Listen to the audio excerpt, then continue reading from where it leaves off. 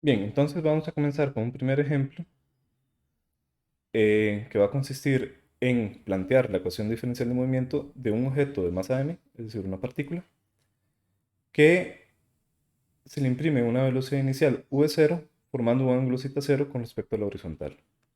¿Ok? Entonces lo que vamos a tener acá es el caso de un movimiento parabólico, pero con la condición de que ahora esta partícula va a experimentar una fuerza de fricción debido con la resistencia del aire. ¿Ok?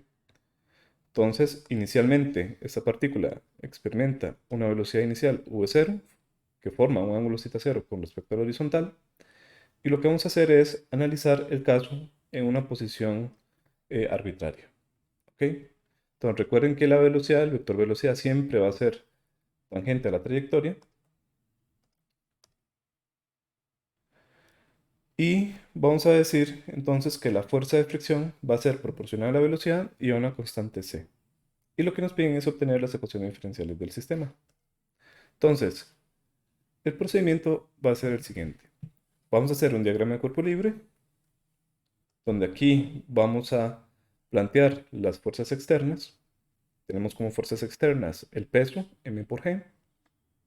Tenemos como otra fuerza externa la fuerza del viento, que va a ser proporcional a c y a v, como se dijo antes. Y pues por lo tanto, la dirección de esta fuerza va a ser tangente a la trayectoria. Entonces, vamos a decir que en un determinado instante, la tangente de esta partícula va a formar un ángulo θ con respecto a la horizontal. Y vamos a decir además que la partícula va a tener estos vectores de aceleración. Esto es por la forma en que yo defino la posición X y la posición Y de la partícula. Por ejemplo, en este punto, yo lo que estoy diciendo es que el vector X va a ser este y el vector Y va a ser este. ¿Ok?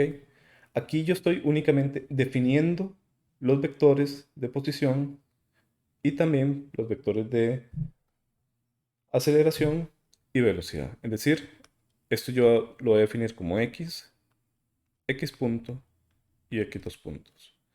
Y esto es lo que yo voy a definir como y punto y y dos puntos. Aquí yo no estoy diciendo que esta partícula en esta posición tenga una aceleración hacia acá y una aceleración hacia acá.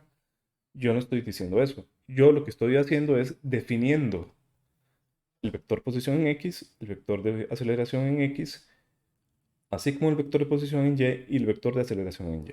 Eso es lo único que estoy haciendo. ¿Ok?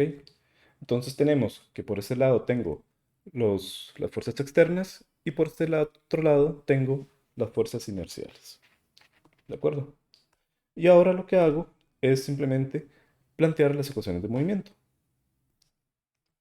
Entonces tenemos que en el caso de la sumatoria de fuerzas en y, menos mg, la componente en y de esta fuerza, que va a ser menos cv seno de cita, e igual a my dos puntos. ¿Ok? Y por este otro lado, en la sumatoria de fuerzas en x, voy a tener la componente en x, que va a ser menos cv coseno de cita, igual a mx dos puntos.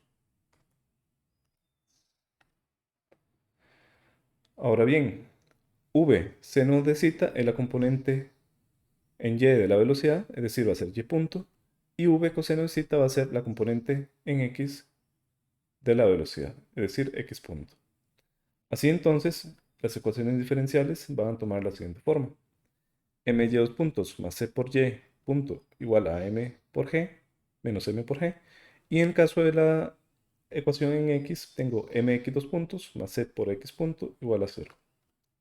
Entonces, lo que tenemos es un sistema de dos ecuaciones diferenciales que están desacopladas, lo cual significa que se pueden resolver una independiente de la otra. Y vean que estas condiciones, estas ecuaciones diferenciales van a estar sujetas a una serie de condiciones iniciales. Entonces, teniendo las ecuaciones diferenciales y las condiciones iniciales, yo puedo modelar la trayectoria de esta partícula en todo momento del tiempo.